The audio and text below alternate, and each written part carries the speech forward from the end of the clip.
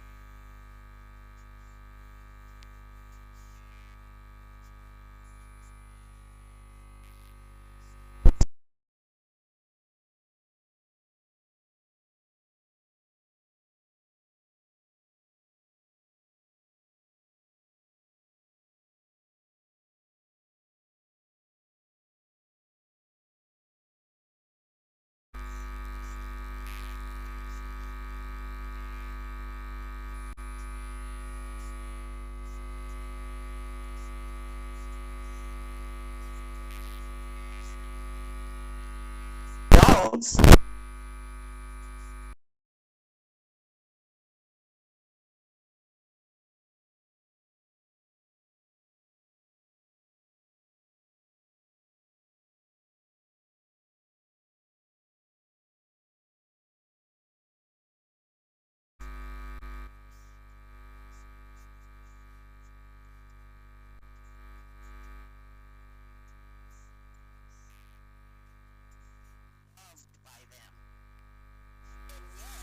When it comes to children, we believe that all of that does not apply.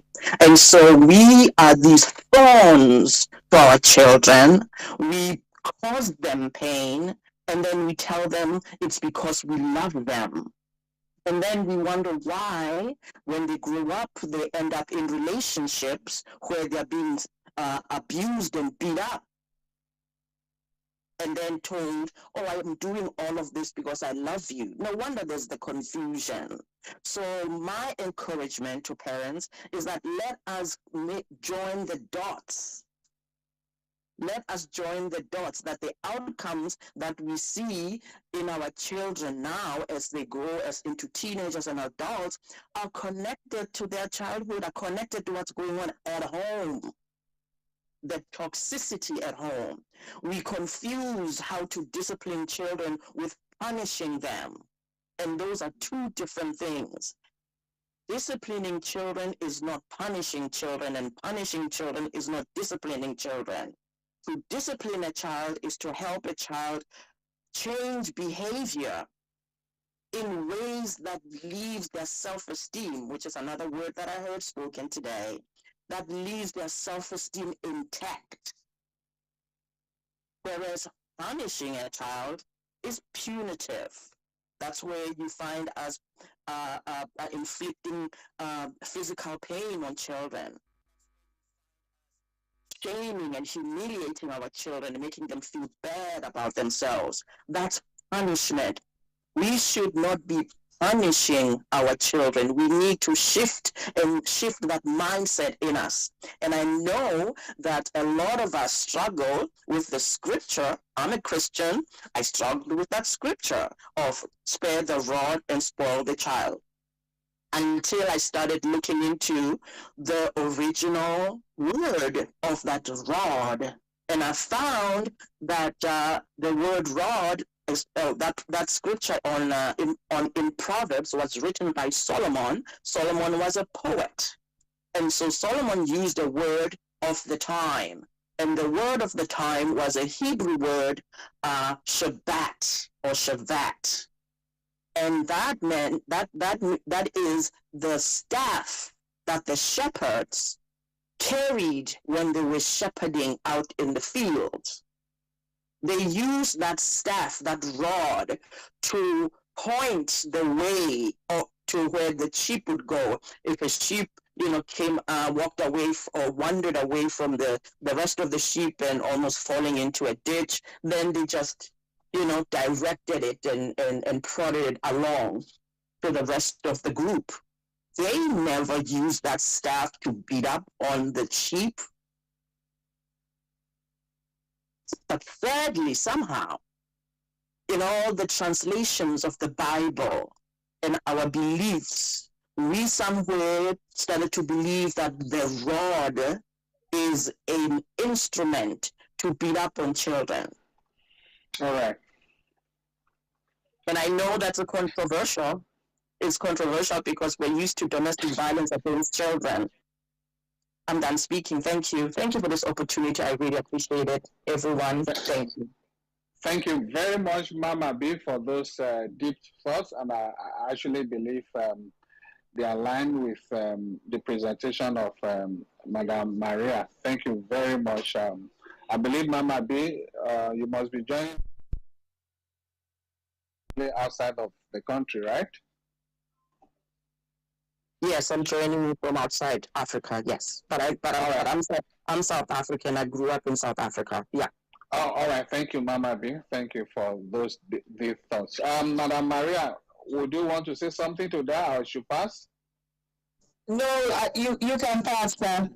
Thank you very much. Those are very beautiful deep words, especially as it regards what we do at home in the name of disciplining our kids. All right, let me quickly take this. I'll come back to Bashir Ibrahim shortly, but let me take this message dropped by Dr. Abdullah. Dr. Abdullah says, thank you so much for this beautiful and well-crafted presentation. In our fight against the drug abuse scourge, the role of the family is indeed the most crucial. Thank you once again, Mrs. Maria. Okay, this is just an appreciation to Madam Maria from Dr. Abdullah. Thank you very much, Dr. Abdullah. Okay, let's come to Bashir Ibrahim now, my colleague on this side. Bashir Ibrahim, please go ahead. Thank you very much. Good evening, everyone. Dear me, thank you very much.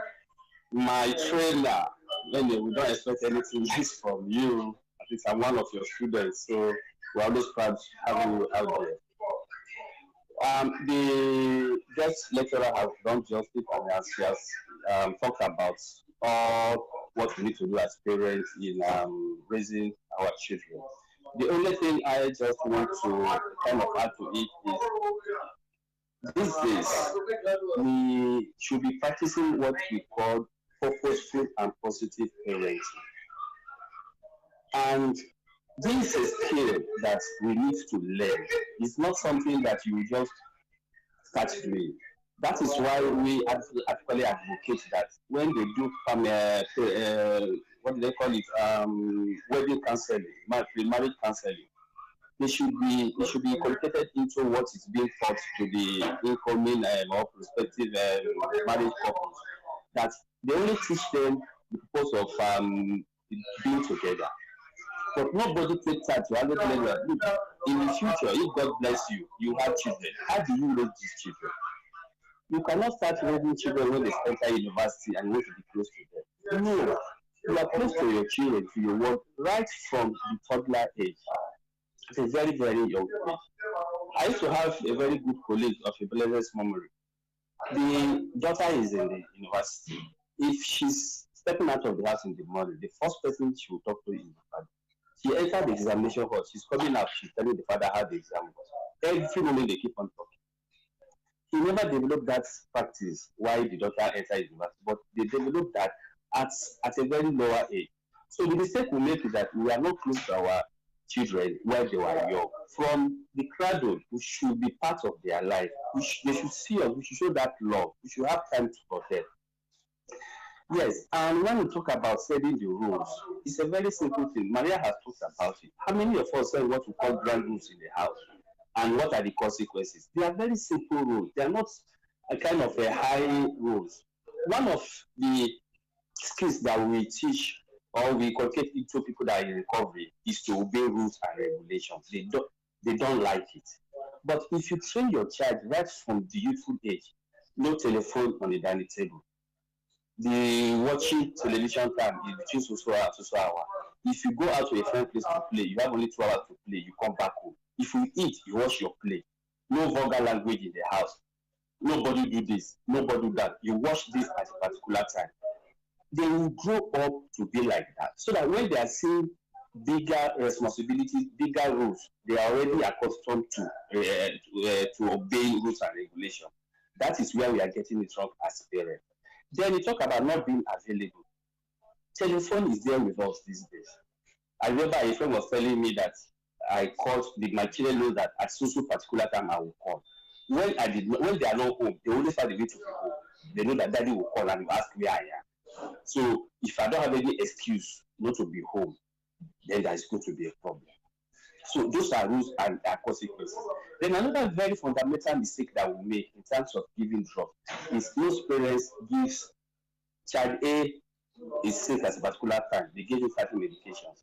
After a while, child B has the same symptom. You don't allow him to go and see medical personnel. You now give him the same drug. You are teaching them how to receive or how to take another person's medication. And you are teaching them how to collect drugs without seeing the doctor. You are teaching them self-medication. So these are very simple fundamental things that we do as parents where we get it wrong. And tomorrow we start blaming our children that they are not this, they are not that. Please, way forward, we should get involved very early in the life of our children. And by God's grace, we'll get it right. Thank you very much, DMB, and thank you very much, my trainer. All right, thank you very much. Please read one. You have to mute yourself so that I don't remove you. Please mute yourself. Yeah, thank you very much there. Let me quickly take this one also from DM.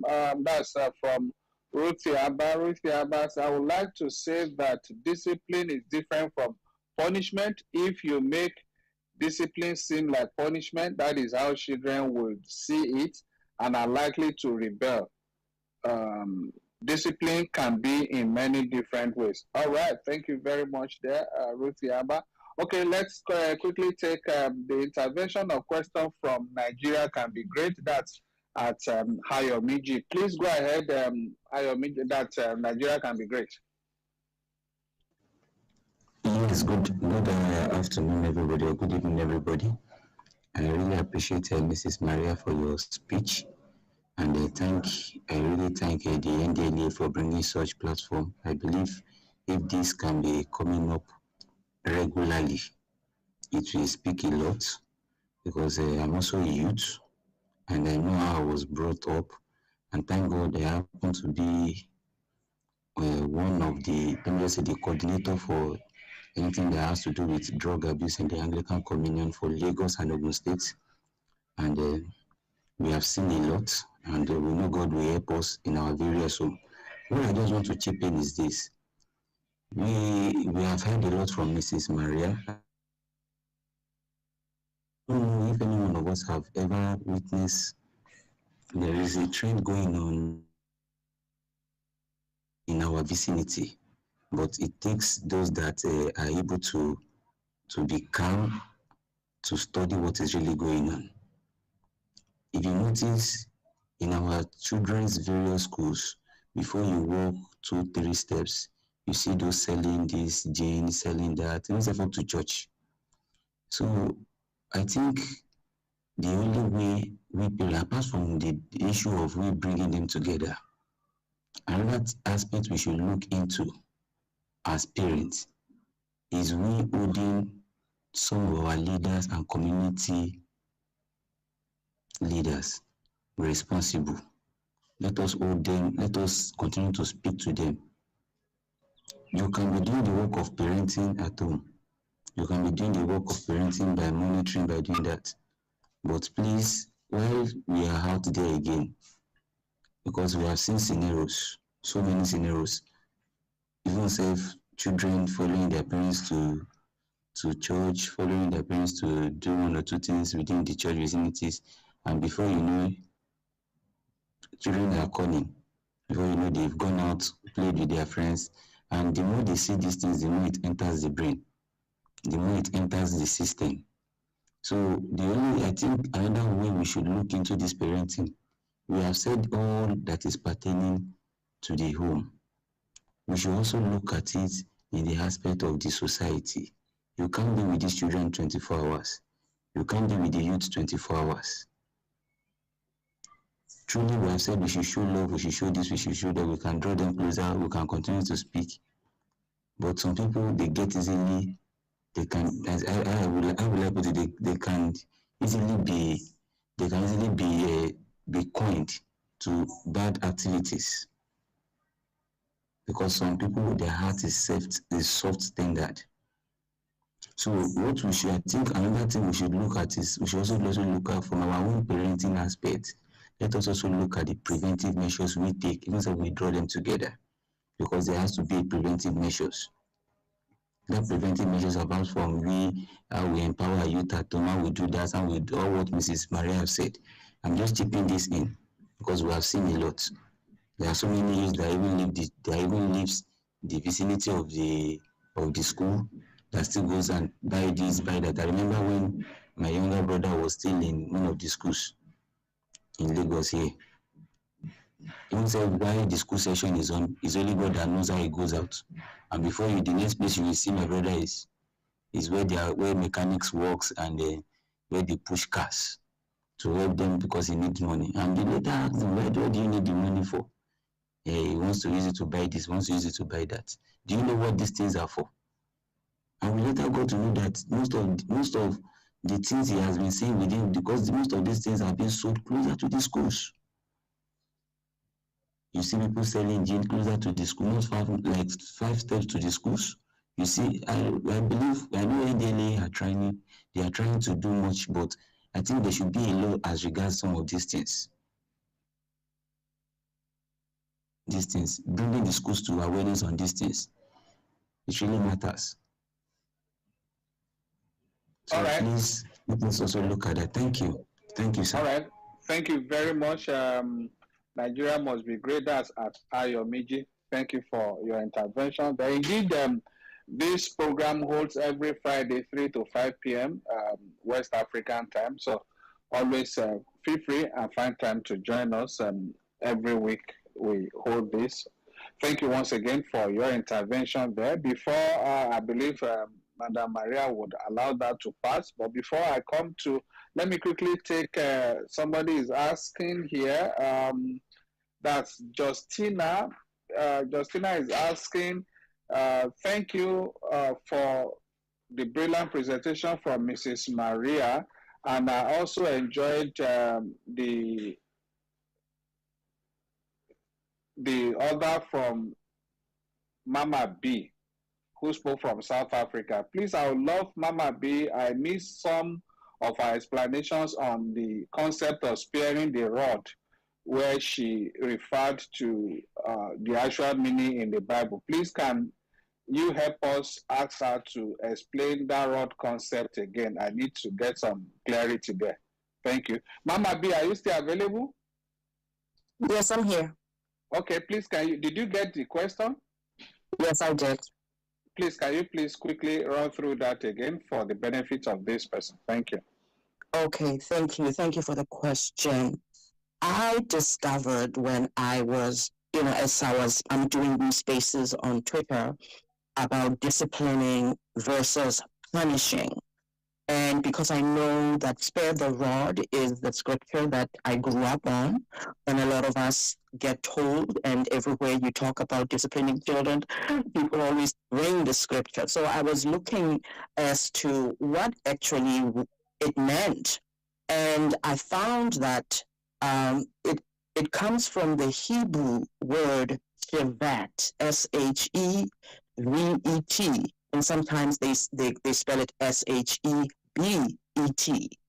And Solomon, as a poet, used the word that was poetic at the time. And shevet is the staff, the stick that shepherds carried as they shepherded out in the field. And they used that just to point the direction for the sheep to go. And when a sheep maybe, wandered away from the rest of the sheep, the shepherd used the stick to sort of point it to the group. If the sheep was almost falling into a ditch, he would just prod it with, point it to the rest of the direction of the rest of the sheep. It was never used to beat up on a sheep that strayed from the rest of the path. So the Shabbat was just a rod of direction, not an instrument to hurt the sheep. And so it is because of the translations over time that we got to believing that the rod is a stick to inflict physical pain on a child.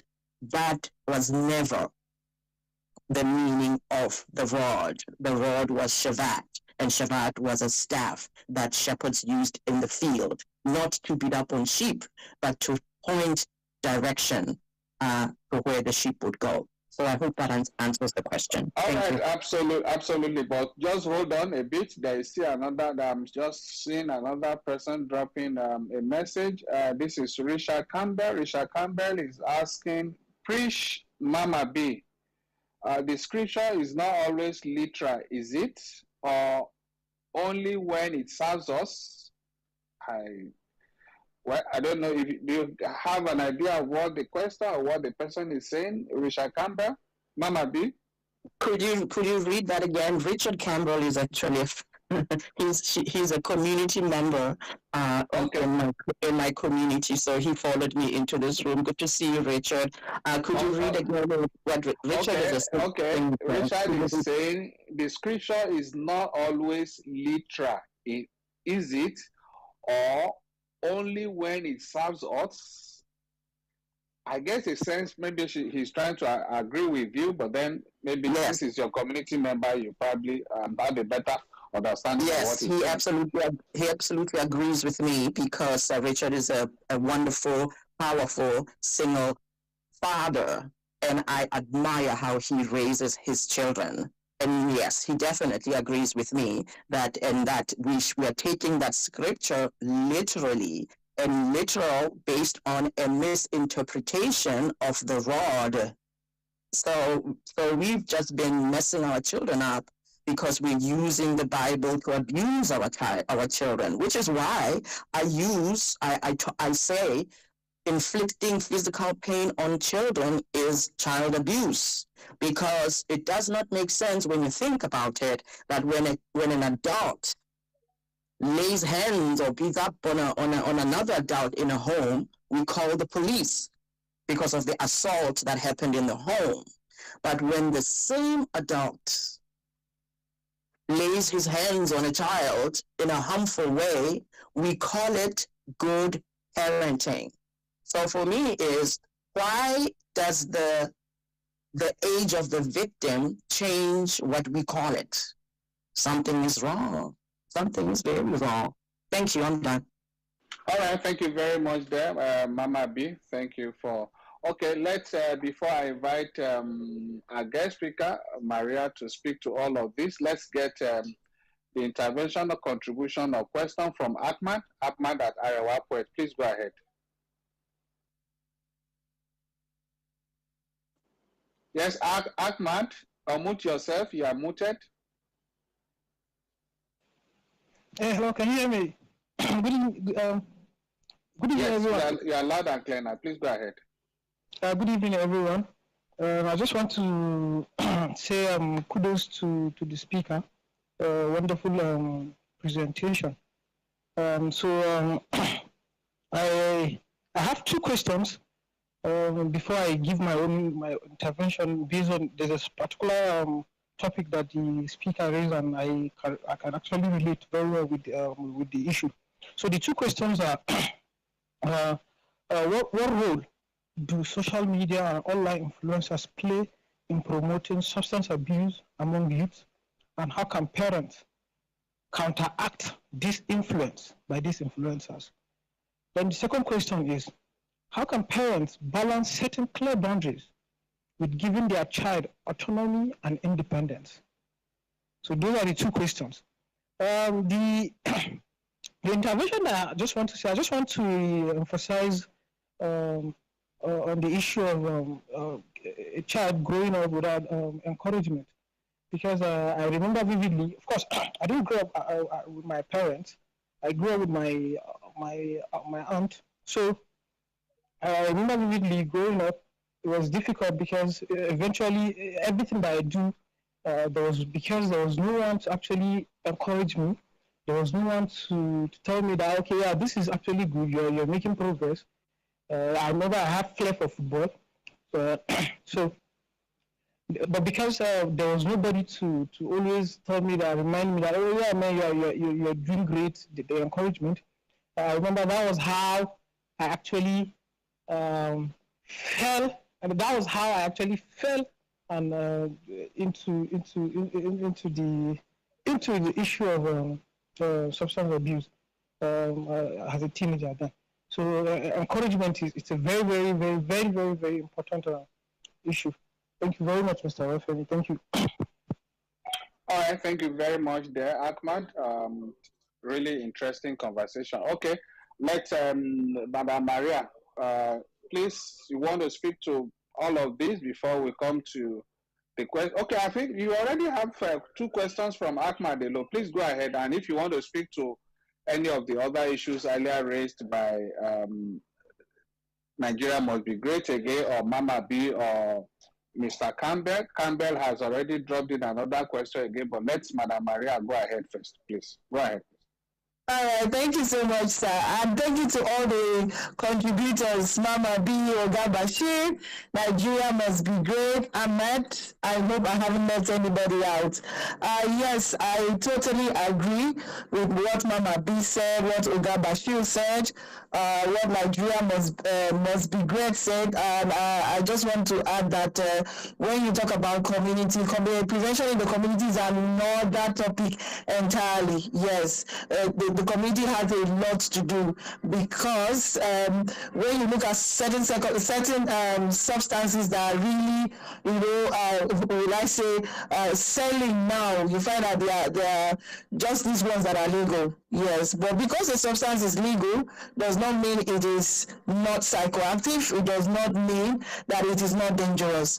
However, we must have regulations in place to restrict access to even the legal substances, and that's another aspect of prevention, which I wouldn't want us to delve in and then forget about what we are talking about today. But it's something that we can have a conversation about when the time comes.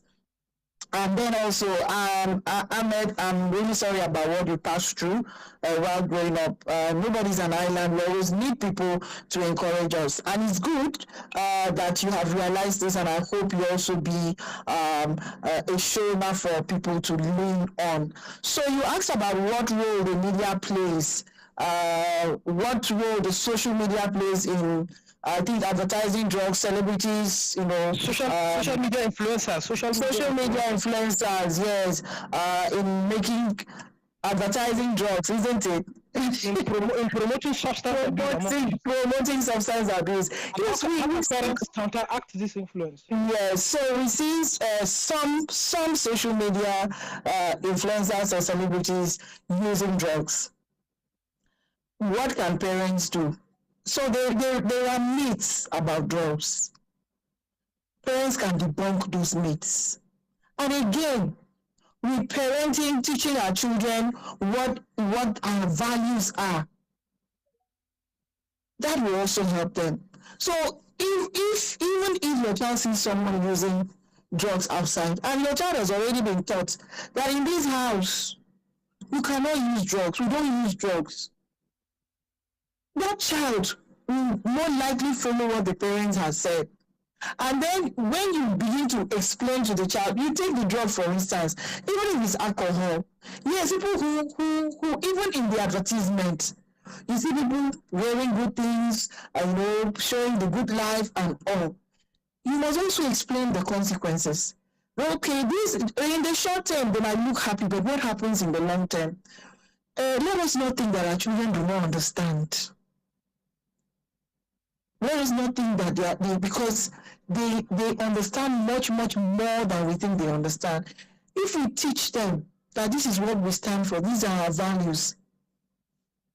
After all, even though alcohol and tobacco is legalized, many people are not using it. So if we take time to tell our children that these and these, we must engage our children. And we cannot stop some people from doing some things in social media. We may not be able to control that. Even on the television, we say not for persons under the age of 18 or 16. So they have that. And artists have a way of protecting themselves. They have that parental guidance and all. Also, it's left for our parents to also put the values, inculcate these values in us. Someone told me that she was talking to a child about not smoking. And the child said, how can you say that I shouldn't smoke? My father smokes, my mother smokes, my auntie smokes, my grandmother smokes. So if we see such a child, that influence in that room for that child is by far greater than what will ever come out from the social media. So that's that. And we have let our children know about our boundaries. There should be clear ground rules. You can't do this. And so we think we are not hearing, we are there. Because when children, even when you go to school, in the knowledge school, it's about repetition. Without repetition, young children don't learn. So we keep talking about these things. We keep talking about these things to them. We keep talking. We don't wait. I feel, oh, they don't know anything until that time comes. No. So let us know that we tried our best. Let us know that we tried. We did all that we could ever possibly do. Thank you. Okay, I think Ahmad asked a second question, which I didn't, escaped me. Ahmad, can you repeat your second question? Yes, how can parents balance setting clear boundaries with giving their child autonomy and independence? Okay, so in setting boundaries, you need to set ground rules, and these ground rules have to be collaborative. If you as a parent set the rule and take it to your children, it may not work. So because when you are setting the rules together, what you feel is not okay, what you feel is not okay, you explain. What they feel is not okay, then you come to a compromise, something that you agree. And once you engage them, even if you have the upper hand, they will know that they contributed to it. But if this doesn't even happen in homes only, even in schools, in secondary schools, in the university, the rules, the regulations, you may not find a single student in the board or among those setting those rules. You will not find any representation. People who ordinarily have nothing to gain, or I wouldn't say gain, nothing to, who are not affected by the rules, who the rules are not meant for, they're the only ones who make the rules. So if you want to set boundaries for your children, if you want to set the ground rules, it has to be collaborative, even in the classroom. And that way they are able to own it. And so even among themselves, they know the consequence of what they want to do. They know what they will do and what the consequence will be. And then they avoid it. And then when you see that they are of good behavior, you also reward them. You can praise them. Sometimes you can buy something for them, acknowledge them, affirm them. So parents should not always be looking out for what offense has this child committed now. The parents will come back home, open the doors, looking for what is not right, what is wrong, what was removed from this place to the other place. As a parent, even if you come into the house and you see that everything is scattered, and your children are coming to hug you, hug them. Now get out, look at what you have done, look at this. And so when you hug them, you sit down, everybody's happy, you can say, okay, can you move this to that place? Okay, can you move this to that place? Can you do this and do that? So we need to be more warm in our approach. This is my suggestion. Thank you. All right, thank you very much once again, Maria. Before I come to Pascal, let me go to our DM again. I have quite some messages there. Okay, from Ruth Yaba again. Ruth Yaba writing, there is no one size fits all when it comes to raising children. Who is that? Please mute yourself so that I don't remove you.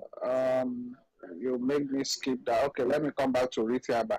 Ritiaba, I said there is no one size fits all when it comes to raising children, but building trust and love right from when children are very little helps a lot. At least it has worked for me. Parents should also lead by example. Absolutely. That agrees with the position of everybody that has spoken.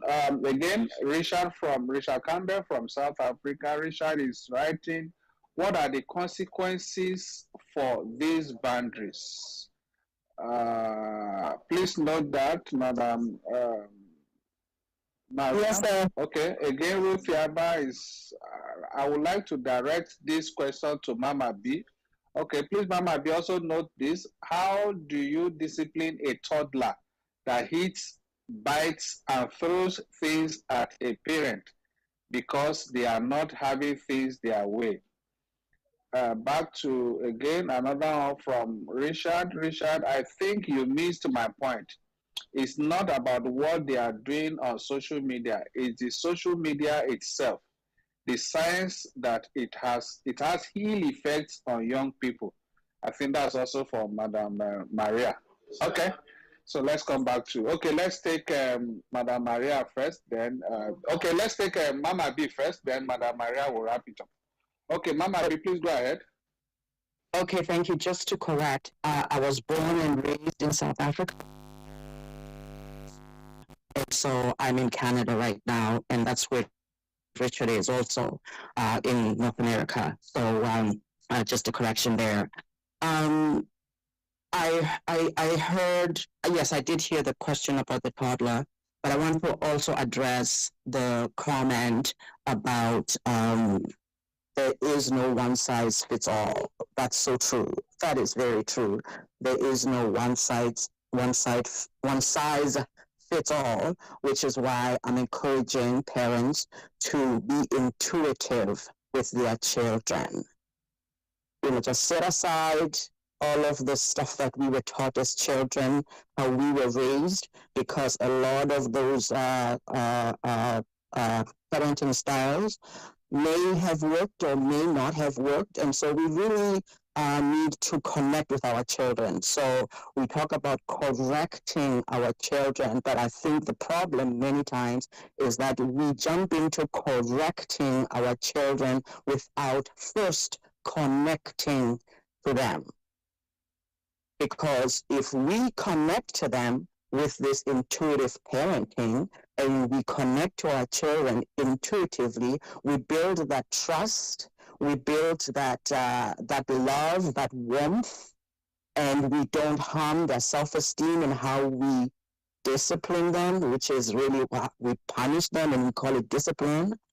We will be connected to our children such that when we go to correct them, they don't pick away from our correction, because they already know that we love them. They already know that we are coming to them fairly. We are coming to them with we are conscious in how we are parenting our children. But unfortunately, we are very unconscious, which is how I was when I was raising my son, who's now 38 years old. I was really unconscious. I used to just yell at him. And I used to just, and talk about the toddler. What about the toddler who is doing what the question was? I find that usually we raise our children as if we were never children. And this is why you hear us say, well, we don't have a manual. Child parenting does not have a book. The baby doesn't come from the hospital with a book. But I say we actually do have a manual, and that manual is our childhood. So if we can only raise our children as if we were ever children, then it will take us a long way, because we know how things felt when things were done to us as when we were children. We know how it felt when we got beat up. We know how it felt when we were shut down. A child is to be seen and not heard, and we didn't have a voice.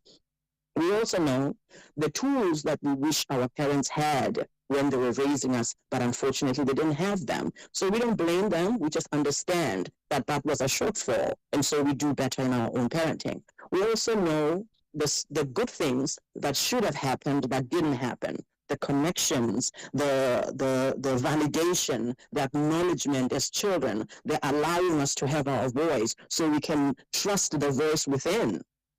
When God speaks to us when we grow older, we already have been trained that we have a voice that we can trust and have the autonomy to listen to. So all of that goes into a manual that we already bring into our parenting. And so if we keep all of that in mind, we will approach parenting differently, instead of throwing our hands up and saying, well, we don't have a book and we're just doing our best. And yet the best that we say we're doing is beating up on children and causing them to run out to social media and to substance abuse. And so to touch on what Richard was asking, I believe, in the chat, about is social media drug substance abuse also. I think where he was going is that science has shown that social media is addictive, right? When you see the likes and you post and people respond, whatever, it's addictive. That is why we have likes, they have views and all that stuff. That's addictive. So I'm believing that Richard was bringing to the conversation the whole addiction or addictiveness of social media, because I think we should add it to the substance abuse that we use. And I'm guilty for it. I'm addicted to social media, hence I'm here myself. So thank you. I'm done. All right, thank you there, Mama B. Interesting having you on this platform, on this conversation today. Okay, let's now invite our guest speaker to respond to all of that and then give us, give us her closing remarks because we are just 3 minutes away from the hour. That 2 hours gone, just like 2 minutes ago. Thank you very much, everyone. Please go ahead. Okay, so I'll be as brief as possible. So I think someone asked about what should be consequences for behavior error, like I would like to call them. So when a child does something that is not supposed to do. So I think that the consequences, what the consequences should not be, it shouldn't be such that draw blood, that a child is inflicted, beaten, and then the child is bleeding. It shouldn't be such that makes the child ashamed or losing, or for the child to lose his or her self-esteem. So the consequences should be such that is able to correct the behavior around, not the child. That's what discipline should be. Discipline shouldn't be about that child. It should be about that behavior. So whatever consequence you are giving, is it changing the behavior or just making the child feel painful? And then over time, the child will begin to feel resentful towards the person, whoever is inflicting that wound on that child. And then also, the consequences should be as agreed upon. Remember, if we have not set rules for acceptable behavior, on what basis are we even giving the consequences? And when we are setting these rules, setting these boundaries, of course, it should be in collaboration with the people or with the children that we are dealing with. It should be mutual. And of course, some children in their, will I say, zealousness might want to even set very harsh consequences. It is left for the parents to say, no, that can't be a consequence. So for instance, when you're done eating, you don't wash your plate. So what should be the consequence for that? Don't be surprised if your child says, 20 strokes of the cane. Are you going to do that? So you have to discuss even the process of setting boundaries and talking about the consequences can also be fun. And then for social media is addictive, like Mama B has said. I just want to say that what can help us with social media addiction can also be social media literacy. Yes, so we need to understand what social media is and what it can do. And we need to understand, especially the fakeness in most cases. Social media has its own positive side, but there is also the negative side. And people should also know that it is not every time you post something that you'll be liked or you'll be commended and all of that. And then also people should learn to take breaks, regular breaks from social media. Maybe a few minutes, maybe a few hours. And then there's also how to set timing for you to know how much time you have consumed on social media. Okay, let me round up on the hour. So first I want to say that I really appreciate the opportunity given to me by the NDLA leadership to be here. We talked today about parenting, what parents can do, strategies that we can put in their hands so that they can help their children to stay away from drugs in this digital age. I want to also say that it is not true that every child that went into drugs was as a result of poor parenting. That is not true. Yes, some parents actually try their best, do all that they need to do. Sometimes a child might just want to find out what this substance is all about. Sometimes the child might say, let me just check, let me just know what it is. And after that, I will leave. Some leave, but some, unfortunately, may not be able to live without an intervention. Thank you so much. Wow, what a conversation today. Thank you very much once again. Our guest speaker today, Maria Ilubuhi, is a substance use prevention professional, a top-notch capacity builder with a successful track record in coordinating, delivering, and management of trainings, interventions, and educational programs with measurable impact. I can go on and talk about this woman of great and deep substance. Thank you very much for finding time to honor our invitation and for being brilliantly awesome today on this platform. Thank you very much. I also like to appreciate Mama B. Mama B just stepped in as our associate guest speaker today and backed online by Campbell. That's by Richard Campbell out there, both of them in Canada as I speak. Campbell still dropping messages. I have quite a number of his messages, but unfortunately, we are right on the hour. We don't like keeping people beyond the time. So we appreciate everyone, those joining us on YouTube and those who have joined this conversation also on our Facebook platform. We appreciate you all. Thank you very much. Let's keep this going so that this message can continue to spread and so that we can continue to share this and let's get everyone, let's sensitize our families, our kids, our young ones, our community, and indeed everyone around us as a whole so that we can get people well equipped with the right skills to resist the temptation of substance abuse wherever they may be coming from. Once again, I would like to appreciate everyone for finding time. Next Friday, the same time, 3 to 5 p.m. local time will be the time for another conversation, and we'll be bringing another fresh topic so that we can continue to benefit, share knowledge, share information to the benefit of humanity. On this side, I'd like to appreciate my colleagues who have been working behind the scene with me: Rita, Shidi, Musa, Francis, Dele, Mahmoud, Kumbi, Vina, Neta, Comfort, Miriam, Philemon, Sini, and the rest of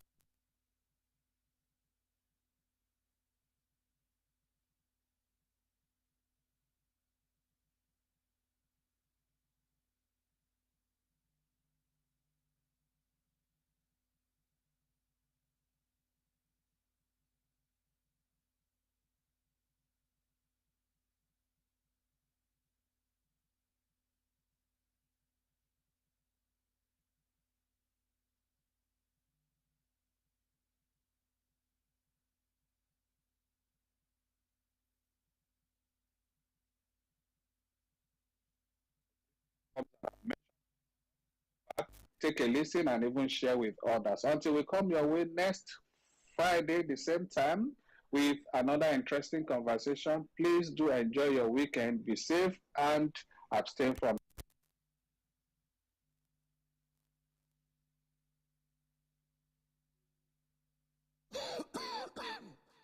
Hello, doctor.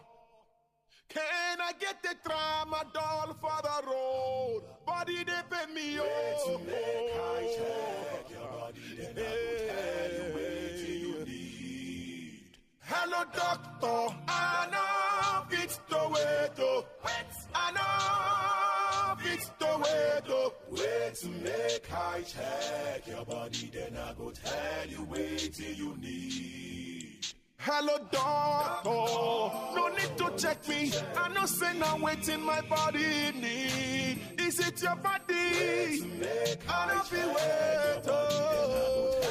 wait. I don't be wait. Hello, doctor. You see, I am coughing. I need codeine or I go enter coughing. Wait to make I check your body. I don't be too wait till you need. Give me cannabis, or sesame, please. I need to end this feeling. Wait to make I check your body, then I will tell you wait till you need. Hello, doctor, waiting I do myself. I've been known to say, but I didn't want somebody. Wait to make I check your body, then I will tell you wait till you need. Doctor, help me check my body. I need your help before it's too late.